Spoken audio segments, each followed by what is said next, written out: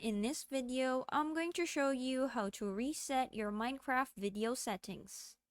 If you're experiencing graphical glitches or your game won't start because of incorrect video settings, resetting the options file can often fix the problem. First, make sure Minecraft is completely closed. Next, press Windows R on your keyboard. Then type %appdata%.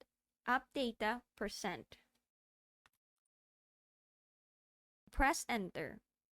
This will open a folder. Click Minecraft. Now, look for the file name options.txt.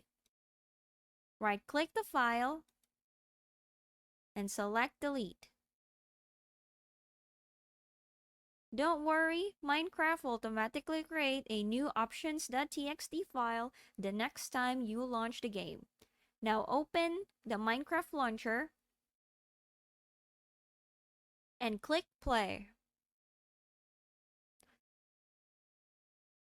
And as you can see, your video settings and other game options will reset to their default values. If the issues was caused by incorrect setting, your game should now run normally. And that's it. Thanks for watching.